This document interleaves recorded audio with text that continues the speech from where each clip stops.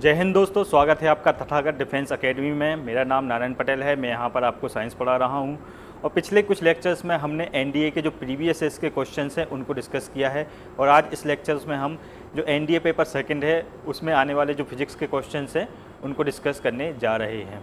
तो चलिए शुरू करते हैं। पहला क्वेश्चन है हमारा यहाँ पर, the focal length of a concave lens. Focal length पूछी जा रही है कॉनकेव लेंस की इज़ 0.5 मीटर्स है। तो पावर बतानी है कि इस लेंस की पावर कितनी होगी। तो जो हमारा फॉर्मूला है पावर का वह देखते हैं। P = 1/f और यह माइनस का होता है। ठीक है, कॉनकेव लेंस हमेशा माइनस में ही यहाँ पर पावर निकलती है। तो जो फोकल लेंथ है वो इसकी वैल्यू पुट करते हैं 1/0.5। इसको सॉल्व करेंगे तो यहाँ पर -2। ठीक है, डायप्टर D -2D यहाँ पर डायप्टर आंसर होगा हमारा। जो हमारा राइट आंसर है वह होगा आंसर D। अगला क्वेश्चन देखते हैं। यहाँ पर फॉर्मूला दिया गया है और सॉल्व किया गया है इसको। Question number second, the rule to determine the direction of force on a current carrying conductor in a magnetic field. तो इसमें बताना है कौन सा सही रूल यहाँ पर लगाया जाता है। जैसे कि right hand thumb rule, Fleming's left hand thumb rule, Fleming's right hand thumb rule, Hund's rule. ठीक है, तो करेक्ट आंसर इसका है कि फ्लेमिंग्स का जो राइट हैंड थंब रूल है यह यहाँ पर यूज होता है। Sorry, left hand. ठीक है, याद रखें लेफ्ट हैंड जो थंब रूल होता है, जैसा कि आपने देखा होगा जो हमारा थंब होता है current, index finger magnetic field. ठीक है, तो इस तरीके से ये जो थंब रूल है यह काम करता है। अगला क्वेश्चन देखते हैं। Fleming's left hand thumb rule gives the direction to the force in the motor principles. अगला क्वेश्चन है यहाँ पर, the parsec of 1 parsec in a astronomical unit AU कितने के बराबर होता है। एक पार्सेक है जो वह एस्ट्रोनॉमिकल यूनिट में कितना होता है। ठीक है, तो बेसिक सा कॉन्सेप्ट है, ये बेसिक सा क्वेश्चन है। यह होता है 2 × 10⁵ एस्ट्रोनॉमिकल यूनिट। ठीक है, यूनिट को याद रखें आप थोड़ा सा कि यहाँ पर एस्ट्रोनॉमिकल यूनिट लिखा हुआ है। समहाउ न्यू क्वेश्चंस आने लगे हैं जिसमें मीटर में भी यहाँ पर पूछा जाता है, किलोमीटर में भी आजकल क्वेश्चन पूछे जाने लगे हैं। ठीक है, तो यूनिट का बेसिकली ध्यान आप रखें। अगला क्वेश्चन है यहाँ पर, which statement for Newton second law is not correct. Newton का जो सेकेंड लॉ है उसके लिए इनमें से कौन सा स्टेटमेंट करेक्ट नहीं है। क्या होता है न्यूटन्स का सेकेंड लॉ। ठीक है, तो न्यूटन्स के सेकेंड लॉ में बताया जाता है कि जो फोर्स होता है वह मोमेंटम में चेंज इनटू एक्सेलरेशन के बराबर होता है, जिसको हम लिखते हैं कैसे, F = ma। ठीक है, फोर्स है, मोमेंटम है, एक्सेलरेशन है। ठीक है, इसके बराबर ये होता है। ठीक है, तो पहला ऑप्शन हमारे यहाँ देखते हैं, फोर्स एंड एक्सेलरेशन प्रोपोर्शन होते हैं। जी हाँ, करेक्ट है। Force and acceleration are in the same direction, same direction में होता है। Force equals to change of rate of movement, यह भी करेक्ट है। Force proportional to momentum. ठीक है, जो मोमेंटम होता है इसके प्रोपोर्शनल नहीं होता, जो मोमेंटम में चेंज होता है उसके प्रोपोर्शनल में होता है। ठीक है,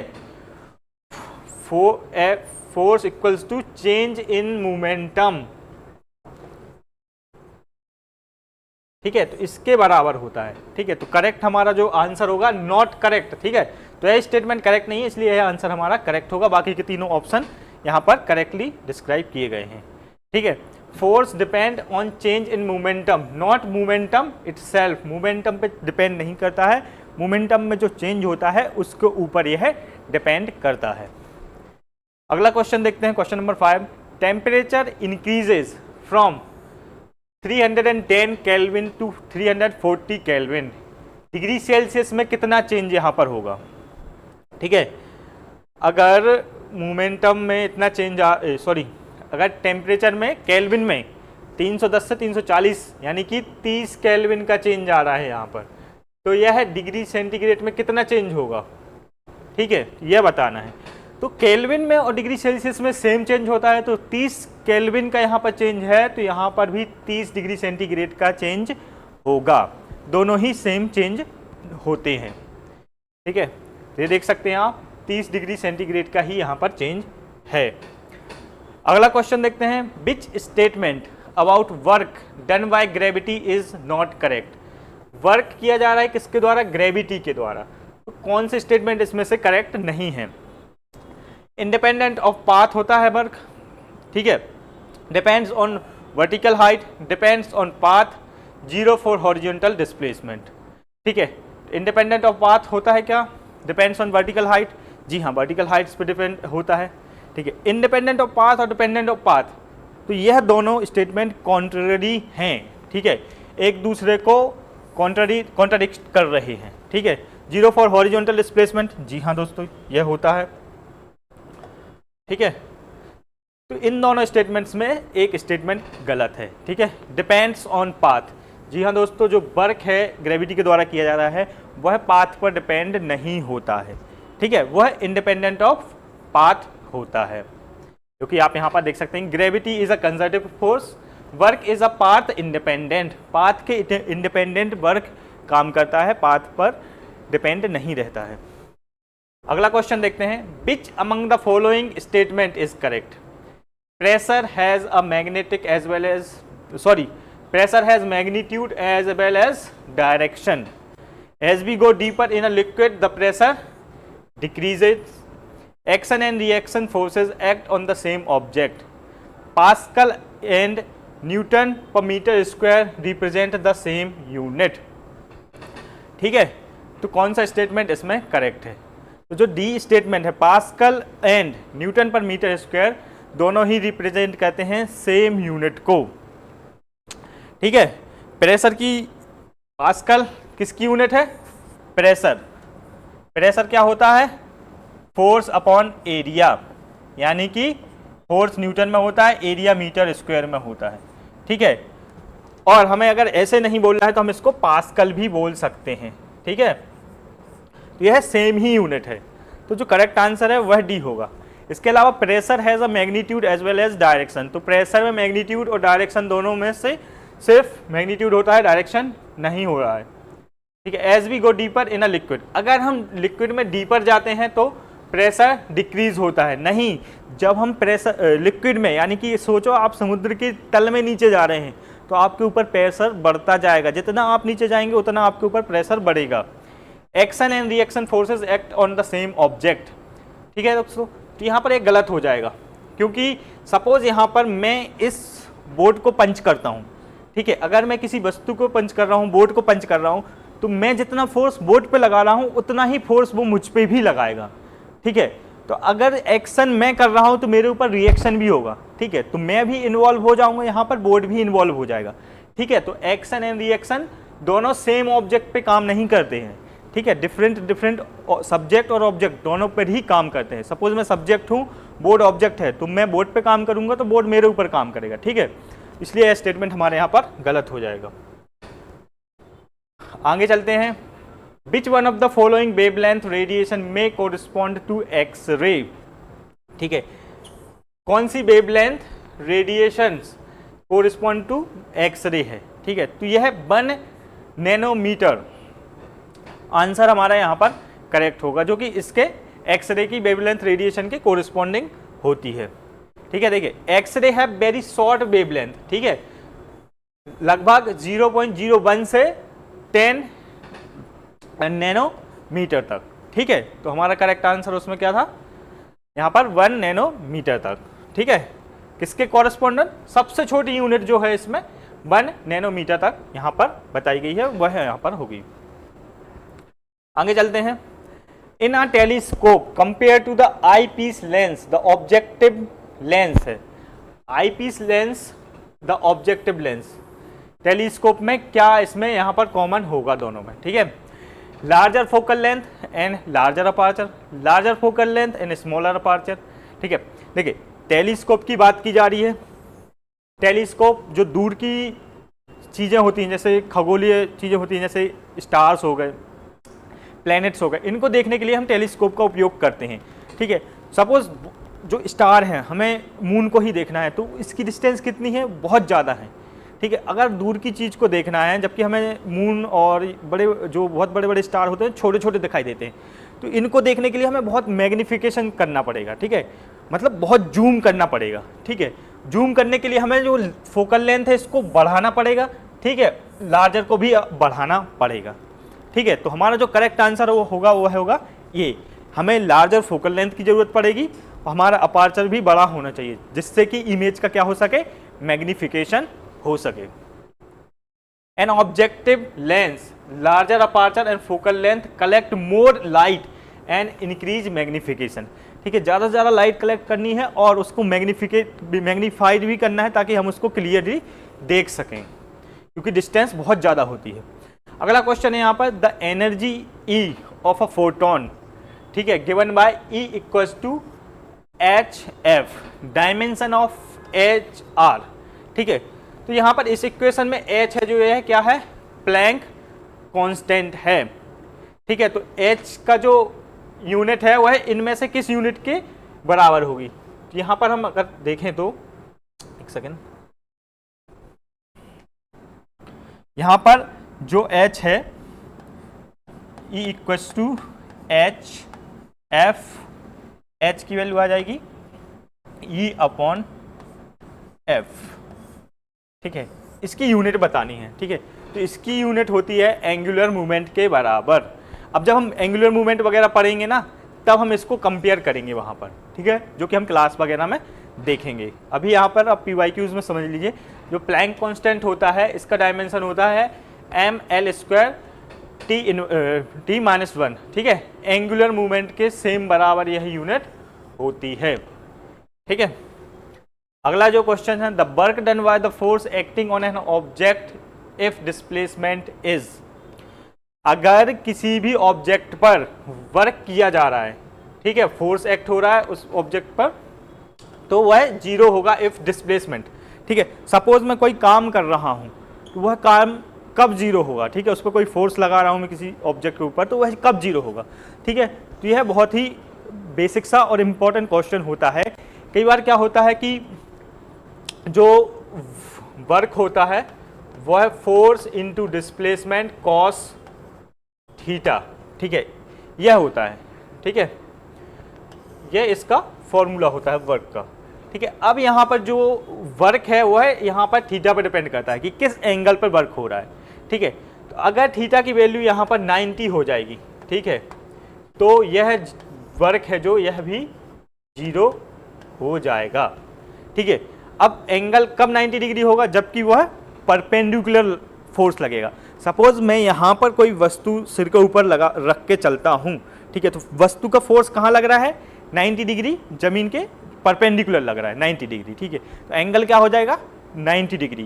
तो ऐसे में वर्क क्या होगा, जीरो होगा, ठीक है। फेमस जोक चलता है कि जब कोई सामान सिर पे रख के चलता है तो वर्क तो जीरो होता है, तो फिर उस वर्क का पैसा क्यों देना, ऐसा कहा जाता है।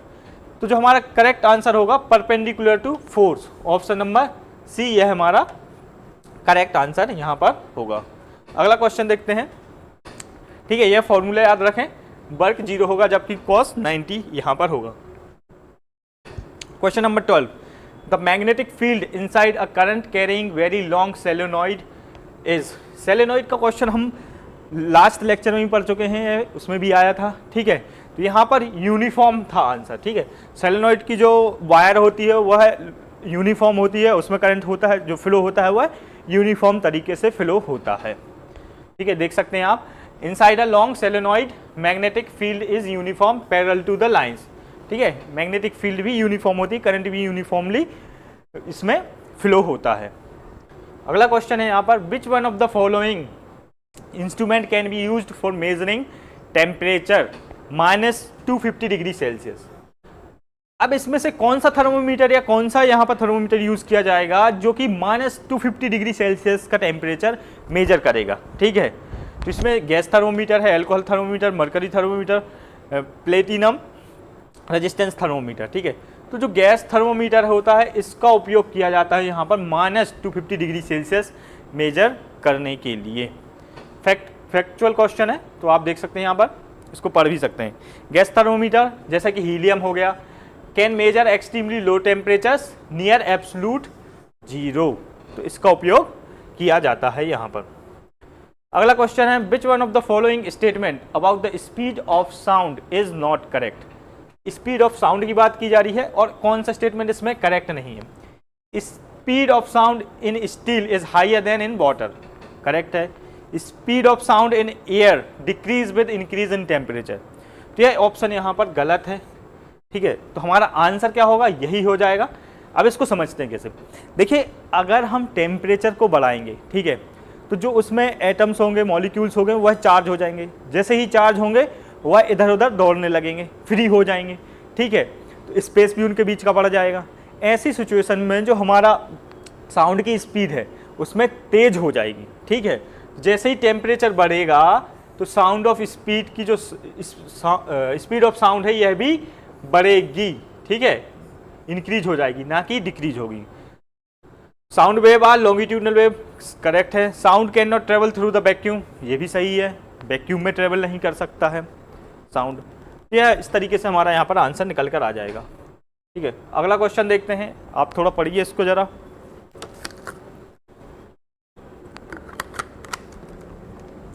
A body dropped from height h, तब पोटेंशियल एनर्जी और काइनेटिक एनर्जी किस हाइट पर इक्वल होंगे, दोनों के दोनों, ठीक है। अगर कोई बॉडी को, अगर सपोज यहाँ पर ये है बॉक्स है, ठीक है, यह यहाँ पर ग्राउंड है। अगर मैं इस बॉक्स को इस ग्राउंड पर ड्रॉप करता हूँ, इसका वेट W है, ठीक है, इस पर फोर्स G लग रहा है। अगर इसको मैं ग्राउंड पे गिराता हूँ तो इसकी पोटेंशियल एनर्जी और काइनेटिक एनर्जी कहाँ बराबर होगी, ठीक है। तो देखिए काइनेटिक एनर्जी है,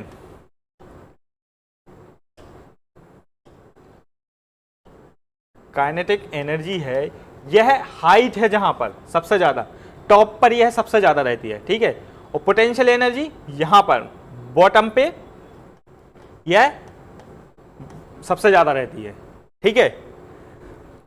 अब जो दोनों बराबर हैं, यह मिडिल में दोनों क्या हो जाएंगे, काइनेटिक एनर्जी और पोटेंशियल एनर्जी क्या हो जाएंगे, इक्वल हो जाएंगे, क्योंकि यहां से चलने में ही कुछ फ्रिक्शन आ जाएगा तो काइनेटिक एनर्जी यहां पर आधी हो जाएगी, यहां से पोटेंशियल एनर्जी यहां तक जाएगी तो यहां पर यह आधी हो जाएगी।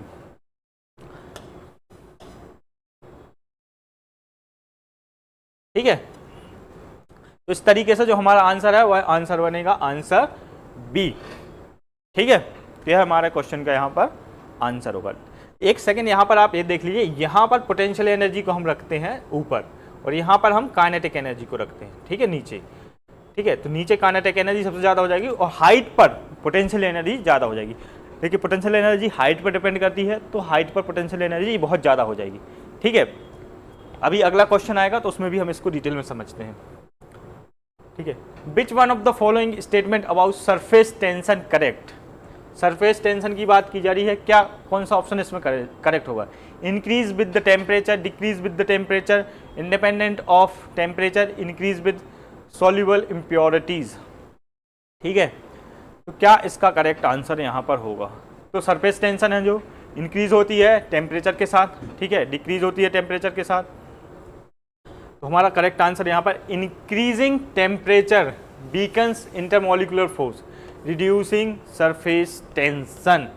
ठीक है, जैसे जैसे हम टेम्परेचर बढ़ाते हैं तो हमारे मॉलिक्यूल्स चार्ज हो जाते हैं, ठीक है, इंडिपेंडेंट हो जाते हैं और उनके बीच का जो फोर्स रहता है वह वीक हो जाता है, जिसकी वजह से जो सरफेस टेंशन है वह भी वीक हो जाती है। तो टेम्परेचर अगर बढ़ेगा तो जो सरफेस टेंशन है वह वीक हो जाएगा। ठीक है, सपोज यहाँ पर यह वाटर बबल है, ठीक है, एक पानी का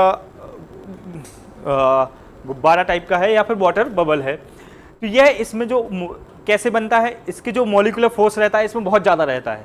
ठीक है, वो एक दूसरे को ऐसे दबा के रखता है कि वह एक बबल की तरह बन जाता है। ठीक है, अगर इस पर टेम्परेचर बढ़ेगा तो ये फोर्स इनके बीच में, अभी इसमें क्या है, फोर्स लग रहे हैं, तो एक दूसरे को ये क्या कर रहे हैं, बांधे हुए हैं, कनेक्ट किए हुए हैं।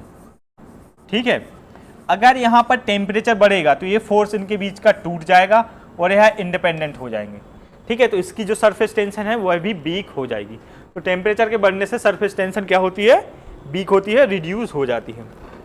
अगला क्वेश्चन देखते हैं, the quantity of heat needed to change unit mass of a substance from liquid to vapour without changing temperature is called. ठीक है, लिक्विड से वेपर में चेंज होने के लिए जो हीट की आवश्यकता रहती है उसको हम क्या बोलते हैं? उसको बोला जाता है स्पेसिफिक लेटेंट हीट। ठीक है, सपोज यहां पर यह इसमें बीकर में पानी यहां पर मैंने भर दिया, अब इसमें जो हीट की जरूरत है गैस में कन्वर्ट होने के लिए, यहाँ पर गैस बनने के लिए जो हीट की आवश्यकता होती है उसको बोलते हैं स्पेसिफिक लेटेंट हीट। यहाँ पर इतनी हीट चाहिए इसको ताकि यह इस गैस में कन्वर्ट हो जाए, इसको बोला जाता है स्पेसिफिक लेटेंट हीट। ठीक है, specific latent heat used to change state without changing temperature. Temperature change किए बिना ही उसको जो स्टेट है लिक्विड स्टेट से वेपर स्टेट में जाने के लिए उसको चाहिए रहता है स्पेसिफिक लेटेंट हीट। अगला क्वेश्चन देखते हैं, the temperature at which vapour pressure of a liquid equals atmospheric pressure. तो जो vapour pressure of liquid equals to atmospheric pressure is called, क्या बोला जाता है उस पॉइंट को? ठीक है, इसको बोला जाता है बॉइलिंग पॉइंट। सपोज आप यहां पर बीकर है, इसमें हमने कुछ वाटर रखा हुआ है, इसको हम थोड़ा सा यहाँ पर हीट देते हैं। ठीक है, अब यह ट्रांसफॉर्म होके कहाँ जाएगा? वेपर में चेंज हो जाएगा। ठीक है, यहाँ पर जो पॉइंट है चेंज होने का, पॉइंट ऑफ चेंज, एक स्टेज से दूसरी स्टेज में जाने के लिए जो पॉइंट चेंज हो रहा है उसको क्या बोलते हैं? Boiling point. ठीक है, यहाँ पर बॉयल हो जाएगा, लिक्विड से ये गैसियस स्टेट में पहुंच जाएगा, तो इसको बोला जाता है बॉइलिंग पॉइंट। अगला क्वेश्चन देखते हैं, a body sinks in water when. आप स्विमिंग पूल में जाते होंगे, आपने नदियों में, कुओं में, तालाबों में नहाया होगा, तो उसमें हम कैसे पानी के अंदर चले जाते हैं? ठीक है, कोई बॉडी पानी के अंदर कैसे सबमर्ज हो जाती है? ठीक है, तो उसके पीछे का साइंस ये है कि बॉडी की जो डेंसिटी है वाटर की डेंसिटी से ज़्यादा होनी चाहिए। बॉडी की जो डेंसिटी है, बॉडी ऐसी डेंस होनी चाहिए कि वाटर को वो डिस्प्लेस करके वाटर में सबमर्ज हो जाए। ठीक है, तो बॉडी की जो डेंसिटी है वो है वाटर की डेंसिटी से अधिक होनी चाहिए। ठीक है, तो करेक्ट आंसर है हमारे यहां पर होगा बी। ठीक है, सॉरी,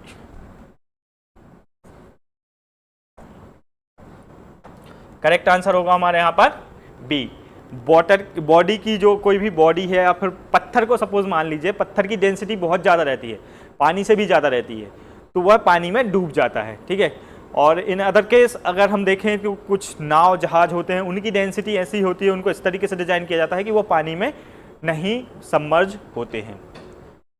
अगला क्वेश्चन देखते हैं, why does a fielder pulls his hand backward while catching a fast cricket ball. तो क्रिकेट मैच हम सभी देखते हैं, आप सभी ने देखा होगा, तो उसमें जब कोई भी फील्डर होता है उसके पास कैच आता है तो वह अपने हाथ पीछे की तरफ खींचता है। ठीक है, तो वह पीछे की तरफ खींचने का उसके पीछे क्या साइंटिफिक रीजन है, यह यहाँ पर पूछा गया है। To reduce the acceleration of ball. ठीक है, to increase acceleration of the ball.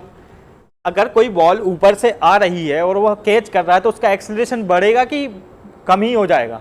ठीक है, तो यहाँ पर जीरो एक्सेलरेशन करना है हमें। ठीक है, तो यह ऑप्शन ऑब्वियस सी बात है गलत हो जाएगा। To increase the velocity of ball. Ball की वेलोसिटी कैसे? यहाँ पर एक्सेलरेशन ही जीरो हो रहा है, तो वेलोसिटी की तो बात ही नहीं यहाँ पर आ रही। None of the above. ठीक है, but to reduce the acceleration of the ball, वही बॉल का एक्सेलरेशन जितने फोर्स से बॉल आ रही है उसको रिड्यूस करना है। ठीक है, इसलिए जो बॉलर जो फील्डर्स होते हैं वह अपने हाथ को पीछे की तरफ खींचते हैं ताकि इसका एक्सेलरेशन कम हो सके। अब इसके पीछे क्या रीजन रहता है कि जब कोई कैच करता है तो जो कैच करके ये टाइमिंग आती है, यहाँ से यहाँ तक जो टाइम लग रहा है उसको इम्पैक्ट टाइम बोलते हैं। तो इस टाइम को बढ़ाना रहता है, जितना ज़्यादा टाइम बढ़ेगा उतना ही ज़्यादा फोर्स कम हो जाएगा। जैसे कि आप देख सकते हैं यहाँ पर फोर्स क्या होता है, delta P upon delta T. तो इम्पैक्ट का जो टाइम है वह यहाँ पर बढ़ाना है। जितना ज़्यादा यहाँ पर टाइम बढ़ेगा, यहाँ पर आप देख सकते हैं F equals to delta P upon delta T. T की वैल्यू जितनी रहेगी फोर्स उतना ही कम होगा। ठीक है, तो हाथ में चोट भी नहीं लगेगी, ठीक है। तो टी बढ़ाना, इम्पैक्ट टाइम बढ़ाना रहता है, ठीक है, जिससे एक्सेलरेशन कम होगा साथ साथ फोर्स भी कम हो जाएगा, ठीक है। तो इस तरीके से हमारा ऑप्शन ए सही आंसर होगा। अगला क्वेश्चन देखते हैं, bottom of a tank containing water appears to be raised due to, ठीक है। अगर कोई टैंक है यहाँ पर और इसमें सपोज ये ऑब्जेक्ट यहाँ पर डला हुआ है, इधर से अगर आप देखेंगे, ठीक है, तो यह आपको यहाँ नजर आ रहा है, ठीक है। तो यह किस वजह से आता है, ठीक है। आप पानी में देखते हैं कोई वस्तु, आपको वो होती जमीन के नीचे है लेकिन आपको थोड़ी ऊपर उठी हुई दिखती है, तो उसके पीछे का रीजन क्या है, ठीक है। तो जो लाइट है वो है रिफ्रैक्ट होकर आती है, ठीक है। लाइट को आना इधर से ऐसे है लेकिन वो रिफ्लेक्ट होकर ऐसे आती है, इस वजह से यह वस्तु आपको यहाँ पर ऊपर की तरफ उठी हुई नजर आती है। तो रिफ्रैक्शन ऑफ जो लाइट होता है वह इसके पीछे का रीजन है। अगला क्वेश्चन देखते हैं, सोनार स्टैंड फॉर, सोनार का फुल फॉर्म क्या है, साउंड नेविगेशन एंड रेंजिंग, ठीक है। सिंपल ऑपरेशनल ये नहीं हो सकता, सोनोग्राफिक भी नहीं है, सिंपल ऑपरेशनल रेंजिंग भी नहीं है। साउंड, सोनार का उपयोग हम कहाँ करते हैं कि पानी के अंदर कोई ऑब्जेक्ट है तो उसका पता करने के लिए, ठीक है। जैसे पानी के अंदर कोई ऑब्जेक्ट है भाई, यहाँ से साउंड भेजा जाता है, यह साउंड टकरा के वापस हमारे पास आता है, ठीक है। तो हमें पता चलता है कि साउंड के पानी के अंदर कोई ऑब्जेक्ट है, मूव कर रहा है, ठीक है। तो यह साउंड जो वेव है इनको भेजा जाता है।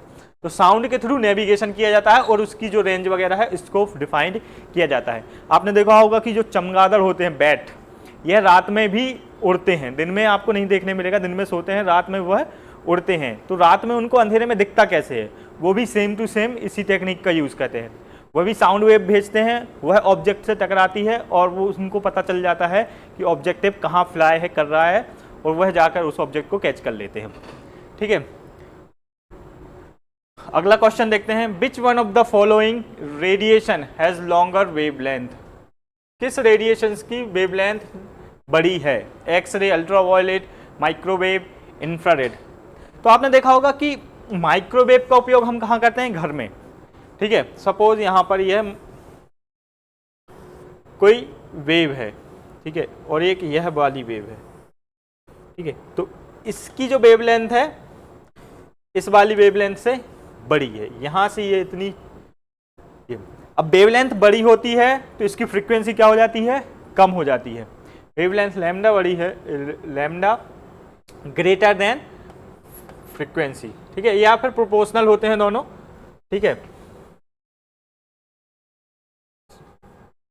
वेवलेंथ प्रोपोर्शन टू 1/फ्रीक्वेंसी, ठीक है।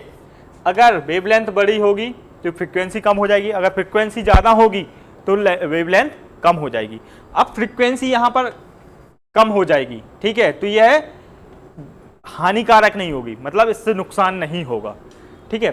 तो किसकी वेवलेंथ ज़्यादा होगी, माइक्रोवेव है जो, इसकी वेवलेंथ ज़्यादा होगी क्योंकि फ्रीक्वेंसी कम हो जाएगी, फ्रीक्वेंसी कम होगी तो वेवलेंथ बढ़ जाएगी, जिससे यह हानिकारक नहीं होगी। तो खाना वगैरह बनाने में माइक्रोवेव का यूज़ किया जाता है क्योंकि यह उतनी ज़्यादा डेंजरस नहीं होती। बाकी एक्सरे, अल्ट्रावायलेट, इंफ्रारेड, इनकी जो वेवलेंथ है कम होती है लेकिन फ्रीक्वेंसी ज़्यादा होती है और यह ज़्यादा स्ट्रॉन्ग और डेंजरस भी होती हैं। देखिए, microwave have longer wavelength than these. अगला क्वेश्चन देखते हैं, for a material under static condition which statement is correct, an insulator can be charge.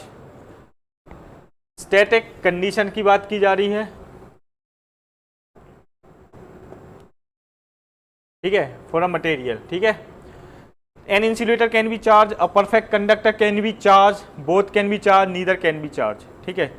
तो इंसुलेटर और कंडक्टर दोनों चार्ज नहीं हो सकते, दोनों गलत भी नहीं हो सकते हैं, ठीक है। इंसुलेटर कैन बी चार्ज, ठीक है, but perfect conductor can not be charge. तो ऑप्शन जो ए है यह हमारा सही होगा, ठीक है। Insulator hold charge on the surface, electron can not move freely, ठीक है। जैसा कि हमने लास्ट लेक्चर में भी देखा था डायमंड वगैरह के बारे में, वहां पर भी सेम रिलेटेड क्वेश्चन था, सेम टू सेम यहाँ पर है। इंसुलेटर होल्ड चार्ज, ठीक है, इलेक्ट्रॉन फ्रीली मूव नहीं कर पाते हैं इसलिए इंसुलेटर चार्ज को होल्ड करता है और यह चार्ज भी होता है। A person can near by object clearly but not distance see the, अगर कोई व्यक्ति क्लियरली ऑब्जेक्ट को पास, a person can see near by object, पास के ऑब्जेक्ट को तो देख सकता है क्लियरली, ठीक है, लेकिन जो दूर का व्यक्ति, दूर का ऑब्जेक्ट है वह उसको नहीं देख सकता। सपोज यहाँ पर कोई व्यक्ति है, ठीक है, इसको पास की चीज तो साफ साफ दिखाई दे रही है, लेकिन दूर की चीज यहाँ पर दिखाई नहीं दे रही है, तो इसको क्या बोलते हैं, ठीक है, हाइपरमेट्रोपिया, प्रेस बायोपिया, मायोपिया, नन, ठीक है। इसको कौन सा दोष बोला जाता है, ठीक है, पास की वस्तु क्लियर दिख रही है, दूर की वस्तु दिख नहीं रही है, ठीक है, तो इसको बोला जाता है निकट दृष्टि दोष या फिर मायोपिया। पास का तो ऑब्जेक्ट क्लियर दिखाई दे रहा है, बट दूर का जो ऑब्जेक्टिव है वह दिखाई नहीं दे रहा है, ठीक है, तो इसको बोलते हैं मायोपिया या फिर निकट दृष्टि दोष, नियर साइडेडनेस, ठीक है। अगला क्वेश्चन देखते हैं, energy is always conserved for a system which, पिछले ही लेक्चर में हमने इसको डिस्कस किया था कि एनर्जी कंजर्व होती है किस सिस्टम में, ठीक है, तो आइसोलेटेड ओनली वाला सिस्टम होता है जिसमें एनर्जी कंजर्व होती है, अदरवाइज एनर्जी कंजर्व नहीं होती है, ठीक है, तो करेक्ट आंसर हमारा यहाँ पर ए है। लास्ट क्वेश्चन देखते हैं, a ball is thrown upward from A to B and return which is correct, ठीक है, काइनेटिक एनर्जी और पोटेंशियल एनर्जी से रिलेटेड ये क्वेश्चन आया है यहाँ पर। अब यहाँ पर हम सपोज यहाँ पर ये बॉल है, इसको थ्रो करते हैं तो यह यहाँ पर जाती है और फिर वापस आती है, ठीक है। अब तीन कंडीशन है, एक तो ग्राउंड पर बॉल है और एक जो उसका हाईएस्ट पॉइंट है वहाँ पर बॉल है, ठीक है। अब इसमें काइनेटिक एनर्जी कहाँ पर ज़्यादा होगी और पोटेंशियल एनर्जी कहाँ ज़्यादा होगी। काइनेटिक एनर्जी जब हम फेंके इसको बॉल को थ्रो करेंगे तो यहाँ पर हाईएस्ट होगी, ठीक है, स्टार्टिंग पॉइंट पे, ठीक है, यहाँ पर डिक्रीज होकर हाफ हो जाएगी, ठीक है, किसी प्रकार की एनर्जी यहाँ पर हाफ हो जाएगी, ठीक है। पोटेंशियल एनर्जी यहाँ पर हाईएस्ट होगी टॉप पर, ठीक है, लेकिन पोटेंशियल एनर्जी नीचे आते आते कितनी हो जाएगी, हाफ हो जाएगी, यहाँ पर आधी बचेगी, ठीक है। जो मिडिल पॉइंट है, जो मिडिल सेक्शन है, यहाँ पर दोनों काइनेटिक एनर्जी और पोटेंशियल एनर्जी दोनों क्या होंगे, बराबर हो जाएंगे, ठीक है। At the beginning kinetic energy top पर होगी, साथ ही साथ at the middle, at the end of the point potential energy strong होगी, ज़्यादा होगी। तब यहाँ पर दोनों पॉइंट कैसे होंगे, सपोज ये पॉइंट ए है, ये पॉइंट बी है, ठीक है, तो काइनेटिक एनर्जी ए पॉइंट पर जितनी है पोटेंशियल एनर्जी बी पॉइंट पर भी इक्वल होंगे दोनों, ठीक है। स्टार्टिंग में काइनेटिक एनर्जी बहुत ज़्यादा है तो जो एंडिंग पॉइंट है वहाँ पर पोटेंशियल एनर्जी ज़्यादा होगी। Kinetic energy at A equals to potential energy at B, ठीक है, और सेंटर में भी दोनों बराबर हो जाते हैं, ठीक है, तो करेक्ट आंसर हमारा जो है वह ये होगा, ठीक है। तो आप यहाँ पर भी आंसर देख सकते हैं। तो दोस्तों यह आज का हमारा लेक्चर था। वीडियो पसंद आया तो उसे लाइक कीजिए, कमेंट करके बताइए और क्या आपको लगता है कि क्या क्वेश्चन सही थे, ठीक है, और किस तरीके के क्वेश्चन और यहाँ पर पूछे जाने चाहिए और क्या एक्सप्लेन किया जाना चाहिए। मिलते हैं अगले वीडियो में, तब तक के लिए जय हिंद।